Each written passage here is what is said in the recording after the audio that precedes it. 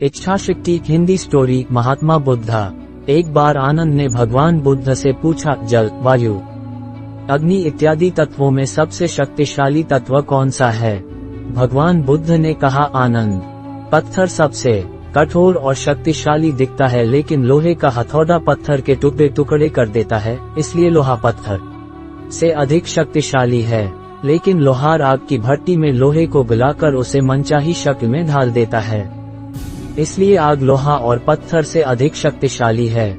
मगर आग कितनी भी विकराल क्यों न हो, जल उसे शांत कर देता है, इसलिए जल पत्थर, लोहे और अग्नि से अधिक शक्तिशाली है।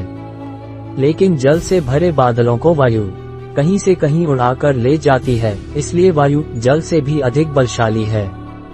लेकिन हे आनंद, इच्छा शक्ति वायु की दिशा को भी मोड़ सकती है, इसलिए सबसे अधिक शक्तिशाली तत्व है व्यक्ति की इच्छा शक्ति। इच्छा शक्ति से अधिक बलशाली तत्व कोई नहीं है। यदि किसी काम को अपनी इच्छा से किया जाए तो सफलता जरूर मिलती है। Story part 2। उपाली और महात्मा बुद्धा हिंदी स्टोरी। उपाली बहुत ही धनी व्यक्ति था और गौतम बुद्ध के ही समकालीन एक अन्य धार्मिक गुरु निगंथा नाथपुत्ता का शिष्य था। नाथपुत्ता के उपदेश बुद्ध से अलग प्रकार के थे। उपाली एक बहुत ही विलक्षण वक्ता था और वाद विवाद में भी बहुत ही कुशल था। उसके गुरु ने उसे एक दिन कहा कि वह कर्म के कार्य कारण सिद्धांत पर बुद्ध को बहस की चुनौती दे। एक लंबे और जटिल बहस के बाद बुद्ध उपाली का संदेह दूर करने में सफल रहे और उपाली को बुद्ध से सहमत होना पड़ा कि उसके धार्मिक गुरु के विचार गलत हैं। उपाली बुद्ध के उपदेशों से इतना प्रभावित हो गया कि उसने बुद्ध को तत्काल उसे अपना शिष्य बना लेने का अनुरोध किया। लेकिन उसे आश्चर्य हुआ जब बुद्ध ने उसे ये सलाह दी, प्रिय उपाली, तुम एक ख्याति प्राप्त व्यक्ति हो। पहले तुम आश्वस्त हो जाओ कि तुम अपना धर्म केवल इसलिए नहीं बदल रहे हो कि तुम मुझसे प्रसन्न हो, या तुम केवल भावुक होकर यह फैसला कर रहे हो।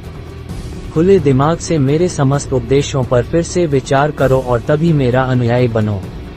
चिंतन की स्वतंत्रता की भावना से ओतप्रोत बुद्ध के इस विचार को सुनकर उपाली और भी प्रसन्न हो गया।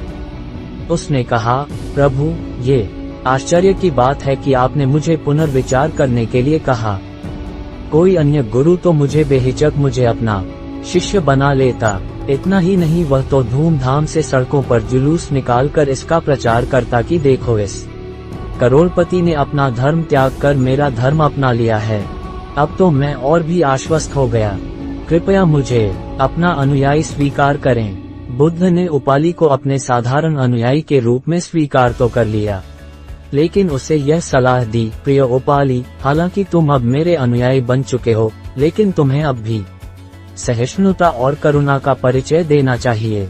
अपने पुराने गुरु को भी दान देना जारी रखो, क्योंकि वह अभी भी तुम्हारी सहायता पर आश्रित हैं। Thanks for the watch video. Subscribe for more information videos.